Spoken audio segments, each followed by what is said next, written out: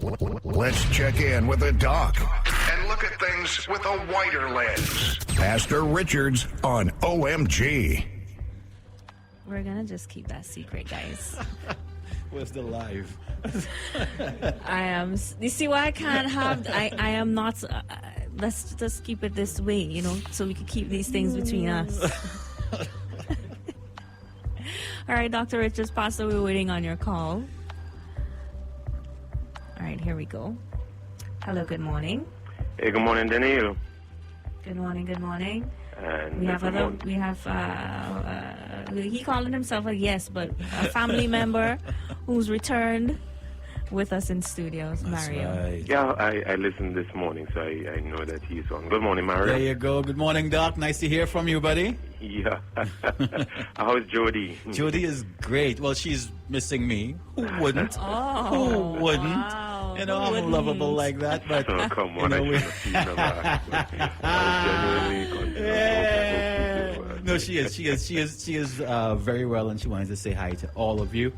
Sorry that she's not here. She actually was angry that she didn't leave with me, because she would have been able to be stuck here with me, is what she was saying. Oh, that's so nice. I don't know. Is she the one angry, or are you the one angry? I feel like he's putting words in her mouth, but I didn't want to say, Pastor, you're better than me. Oh, come on. Anyway, what happened to being nice?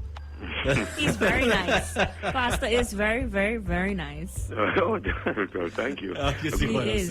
Good morning to all of our listeners wherever you are. Appreciate that you take the time every day to tune in and to make us a part of your early morning routine. Mm-hmm.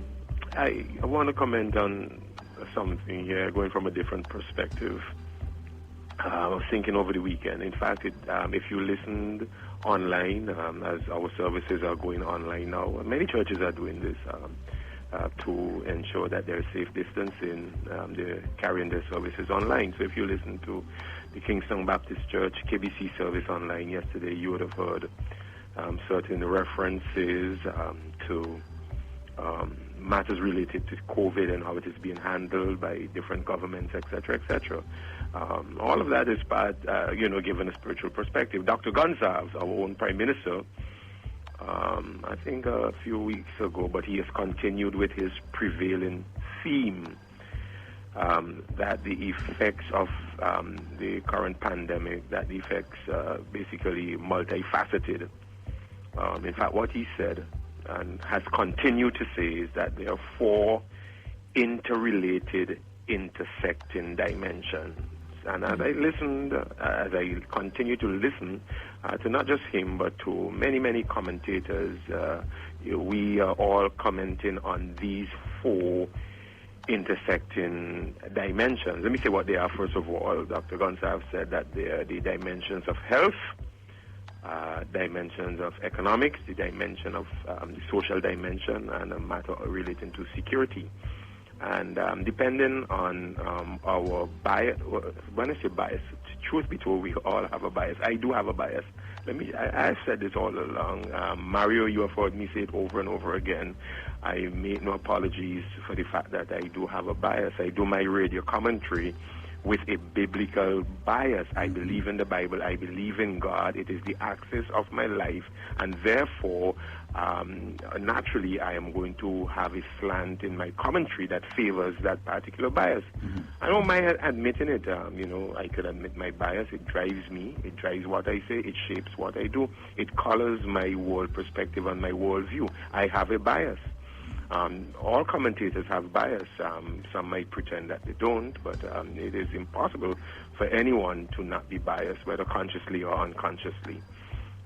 So there are some who, therefore, allow their biases, whether wittingly or unwittingly, their bias will dictate which of these four interrelated, intersecting dimensions they would give more attention, or that they would be more concerned about, or that they will comment most on.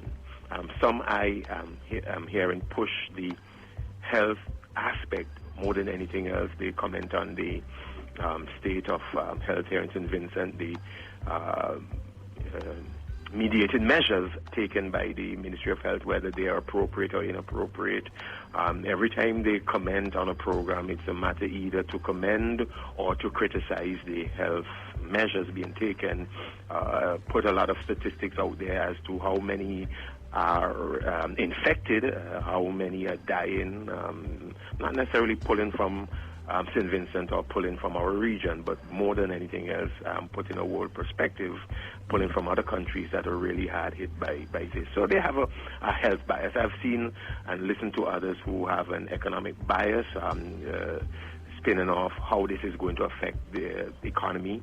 Camilo Gonzalez, for example, in being the Minister of Finance, his bias, his interest is how is this going to affect St. Vincent. If you have had time to read his presentation on the economic impact, take time to read it.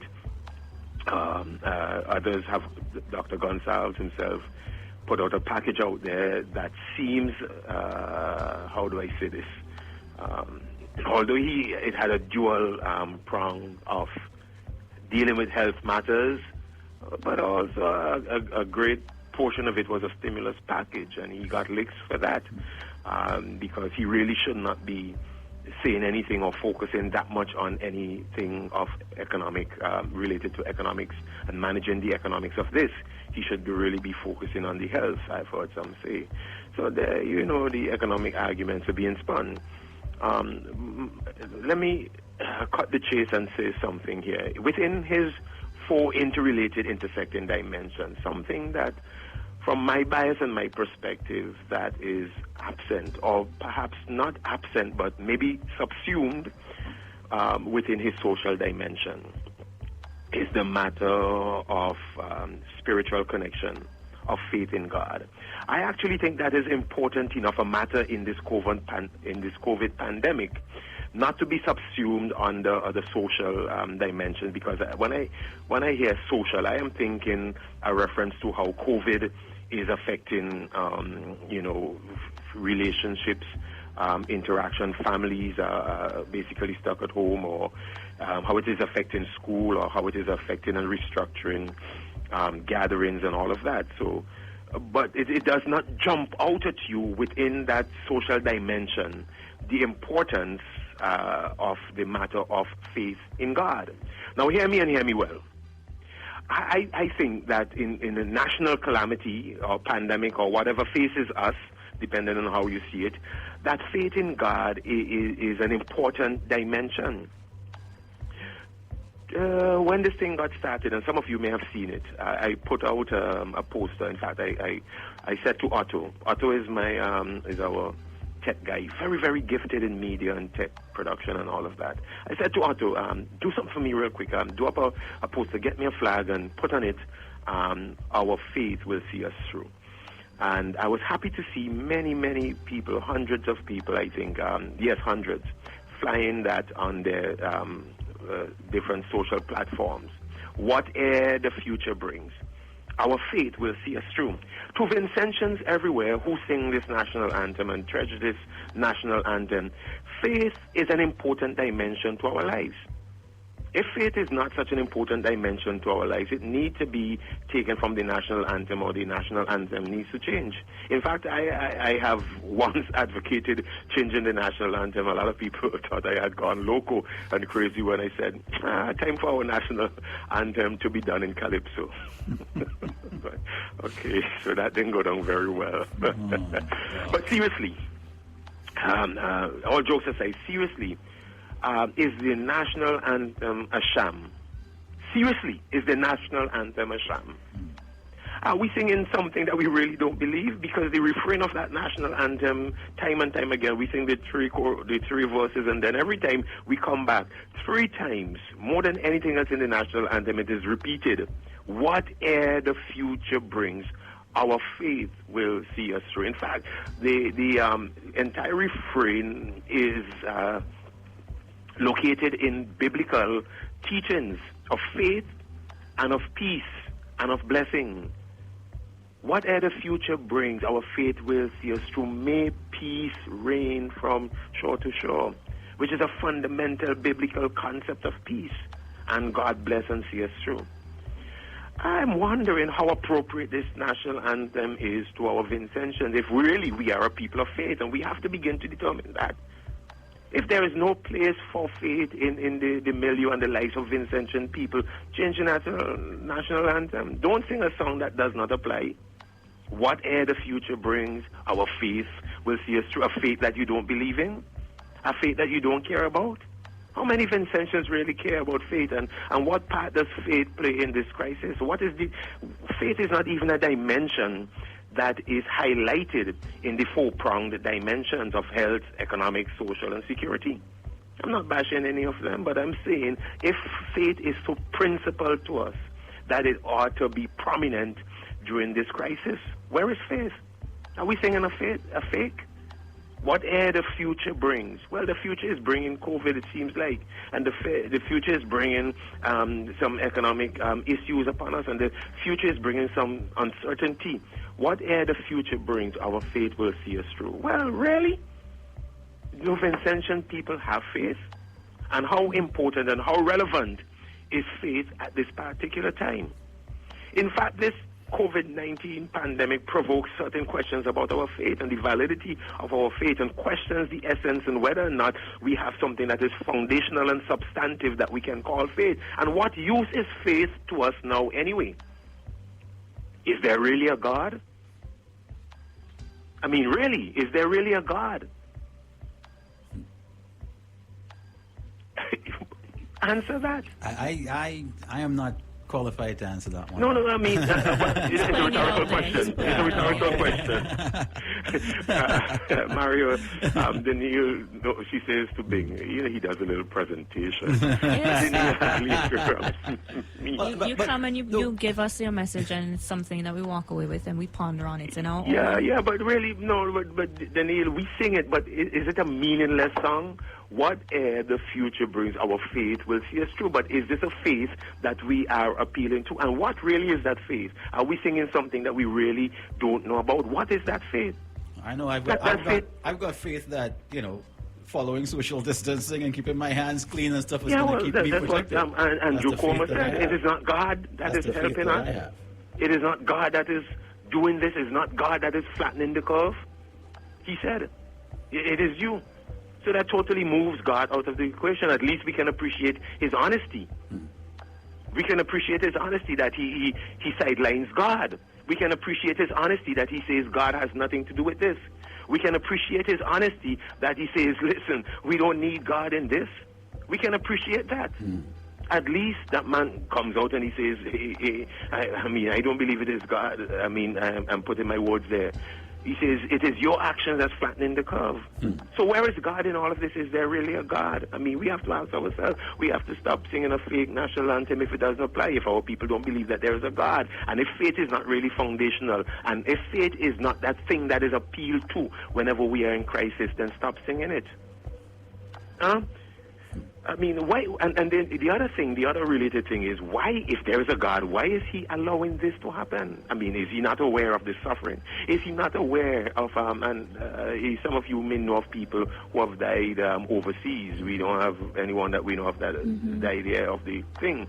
But when I hear this kind of suffering described, again, I am only transporting the experiences from overseas to hear anecdotally to make my point. I don't have any point of reference here in St. Vincent, for which I am very thankful, by the way.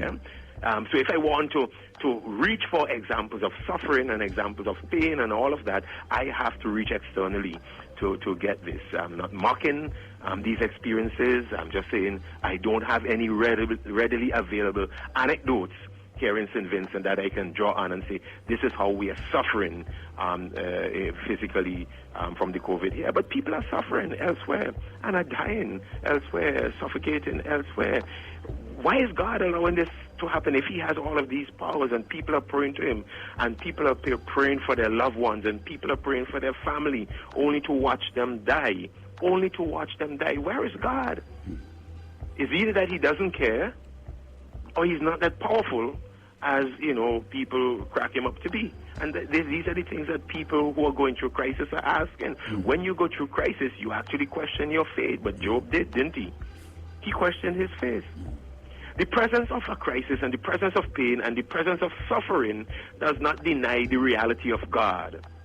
The very Son of God, Jesus Christ, he is identified. He's a man of sorrows and a man of suffering. He knew what it was to bear pain. He knew what it was to basically be slaughtered like a sheep. So he knew what it was. But that did not deny the presence of God. Here's the reality that I want to say to those who question faith in God or reality of God through times of suffering. Suffering and pain and loss are not indicators that there is not a God.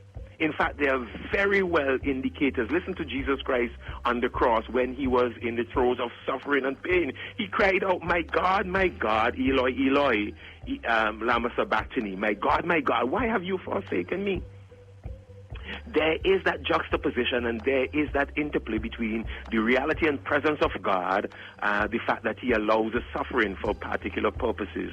And therefore, for those who look to pain and suffering and loss as evidential denial, evidence to deny that there is a presence of God, think again.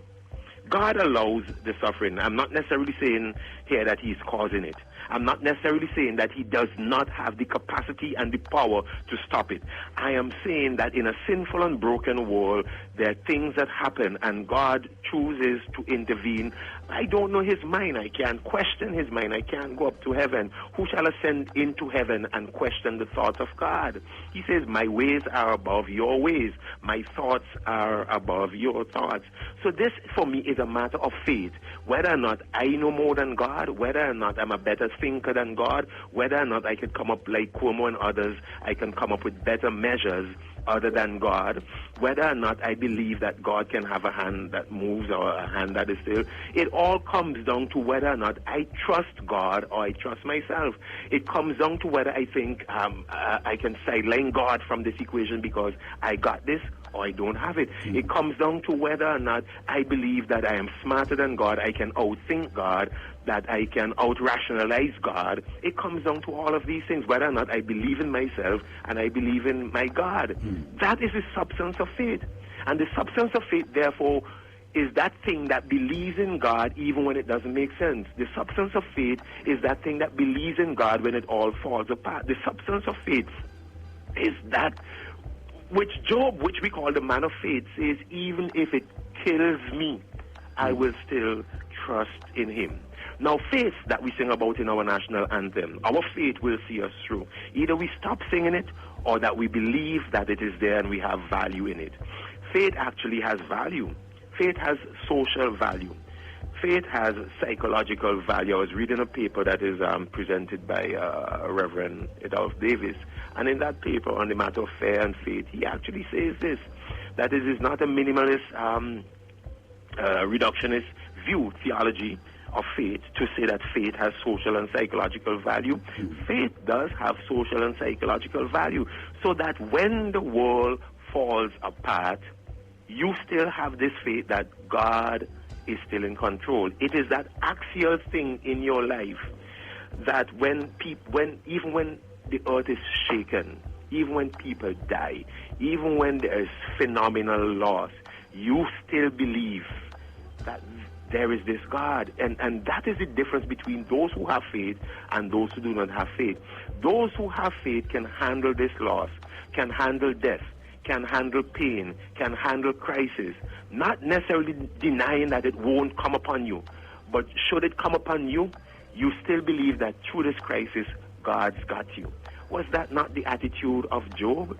That he says, even if it kills me, I am going to trust in him. We sing great songs, will your anchor hold in the storms of life? I want to believe that our faith that we sing about in the national anthem, our faith will see us through whatever the future brings. That in the storm of life, that this is going to be our anchor. I want to believe that it is well with my soul. Though Satan should buffet, though trials should come, let this blessed assurance control. It is that faith in God. I can't speak for others, but I can speak for me. It is that faith in God Not that it denies the possibility of loss, not that it denies the possibility of pain, not that it covers its eyes from the possibility of suffering. These things can come, but in the midst of this kind of turmoil and pain, there is still a God who's got this. I may not have it all together, but I believe in a God who has got this.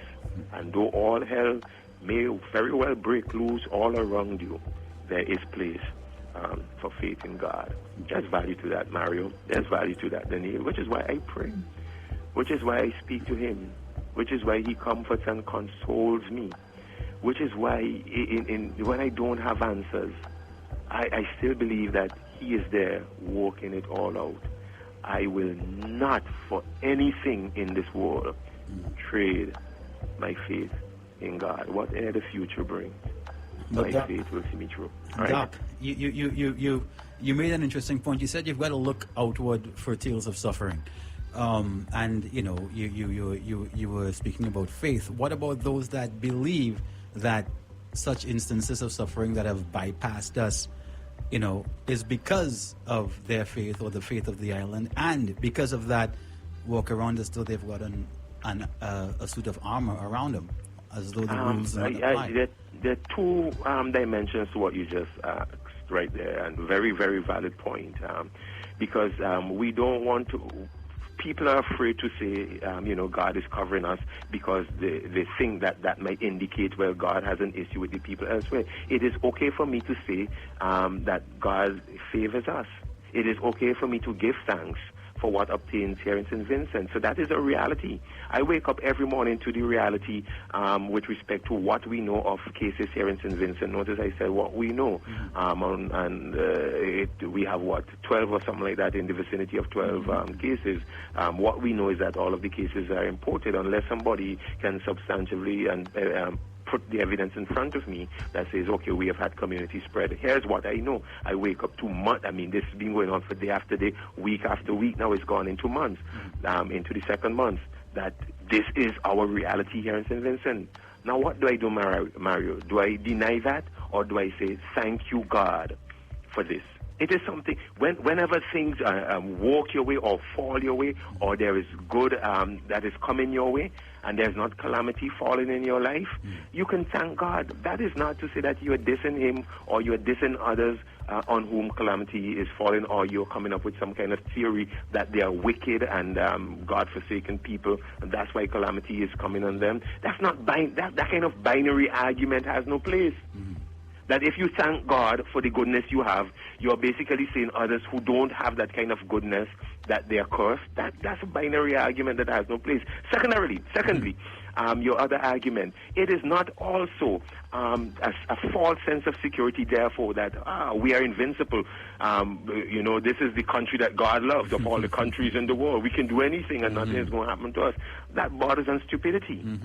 It really does border on stupidity. So I think that you can be grateful, that you can be thankful, that you can say, thank you, God, for what is obtaining here in St. Vincent, without necessarily being judgmental of others and without being downright stupid and thinking that you have a license to not do safe distancing. Of course, you still have to do safe distancing. Of course, you still have to practice the health measures. Of course, you still have to wash your hands. Come on, you're not an idiot. You've got to do these things. So don't be. I'm sorry to use such strong words. Sorry about that.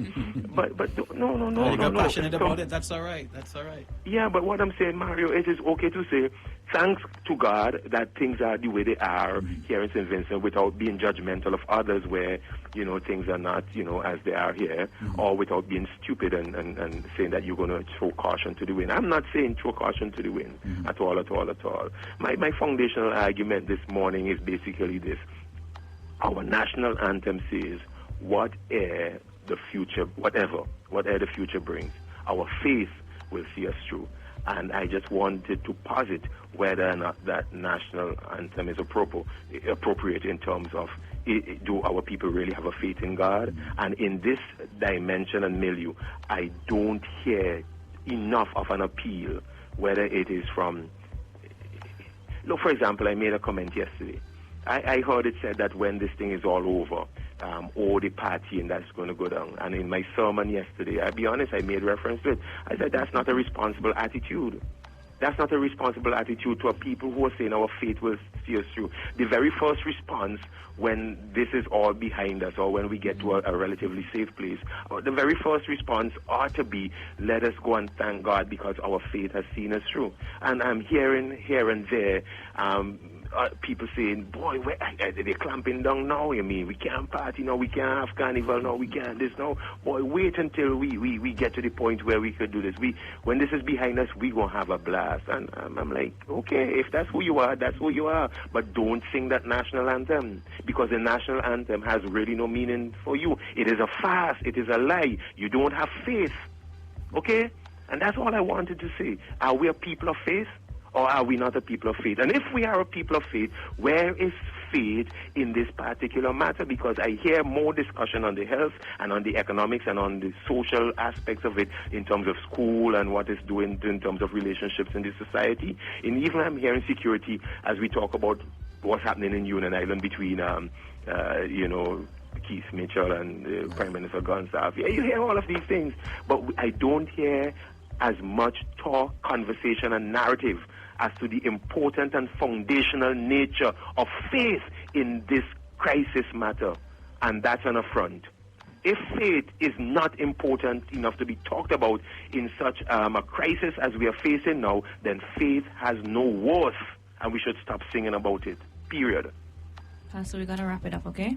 I'm done. Okay. That's why he said period. Thank you so much for always coming and giving us your perspective. Thank you so much. May God keep watching over us, and for me, faith sees us through. Take care. Thanks a lot, Doc. Right. Let's check in with the doc and look at things with a wider lens. Pastor Richards on OMG.